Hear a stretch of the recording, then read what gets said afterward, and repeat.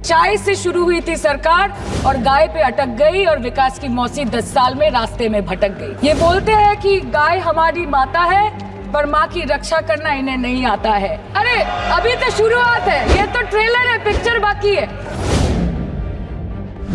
Sir, इस देश के लोगों का यही है किस्सा कि जिसको जिताया वो राजा की तरह जाएगा और जिन्होंने जिताया वो फकीर की तरह। हम सुनते आए थे कि संडे हो या मंडे रोज खाओ अंडे, और अंडे का फंडा यही है सर कि भारत के बच्चों के किस्मत में महीने में एक अंडा नहीं मिलता। सर, नीट के घोटाले से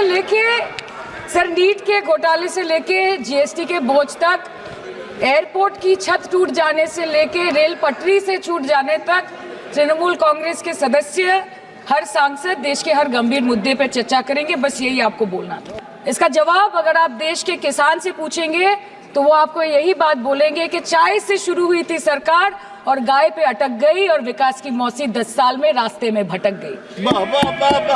सर, किसान खुद क्या खाएंगे? अपने परिवार के लोगों का खिलाएंगे? अपनी गाय भैंस भेड़ बकरी को क्या खिलाएंगे? सर, ऐसे ही वारदात होते हैं जहां गरीबी से जूझता हुआ एक किसान उसको अपनी गाय भेड़ बकरी को बेचने में मजबूर करते हैं और अंत में जाके वो अपनी खुद की जान ले लेते हैं। सर, पिछले 10 सालों में 1,12,000 किसानों ने इस देश में आत्महत्या की। एनसीआरबी की एक रिपोर्ट के अनुसार 10 साल में हर दिन इस देश में एवरेज में 30 किसान हर दिन अपनी जान ले लेते हैं। सर, इस देश के लोगों का यही है किस्सा कि जिसको जिताया वो राजा की तरह जाएगा और जिन्होंने जिताया वो फकीर की तरह। सर, ये बहुत गौरक्षा की भी बातें करते हैं।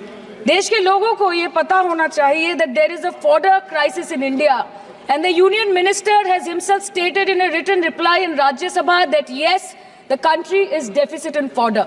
So it means that cows are dying without food in government-owned goshalas, especially the BJP-ruled state.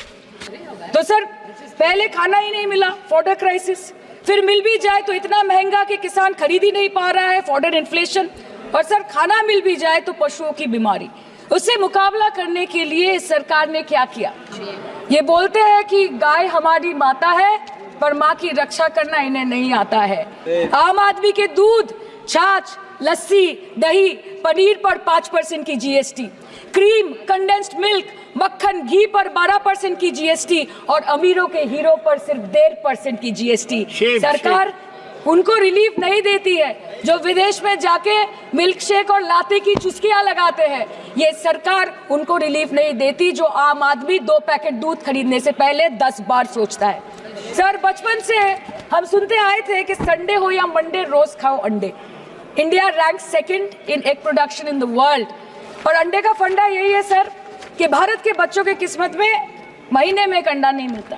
Mid day meal के चलते हफ्ते में अगर एक आध अंडा मिल भी रहा था तो कहीं धर्म के नाम पे तो कहीं महंगाई के चलते उसे बंद करने की मांग उठ रही है। सर, अंत पे आते हैं मच्छी पे। आप लोगों को ज्यादा पसंद नहीं, पर हम क्या करें, हम तो माछे भाते बंगाली है, हमको तो बोलना ही पड़ेगा। इस बीजेपी सरकार ने पिछले 10 सालों में इस देश के लिए क्या किया, उससे बड़ी तालिका बनेगी कि 10 साल में क्या क्या कर सकते थे पर किया नहीं।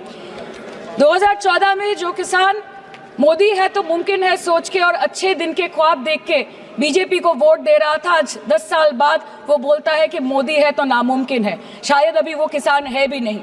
तो इसीलिए मैं बोलना चाहती हूँ कि समय बड़ा महत्वपूर्ण होता है अध्यक्ष महोदय, और बड़ा बलवान। बंगाली में हम एक बात बोलते हैं कि समय गेले साधन होबे ना। इसका मतलब यही है कि अगर समय चला गया तो साधना नहीं होगी, अगर भक्त रूठ गए तो आराधना नहीं होगी। और 3 से 303 से 240 के आंकड़े बोलते हैं कि इस बार जो आप चले गए तो दोबारा लौटने की संभावना नहीं होगी।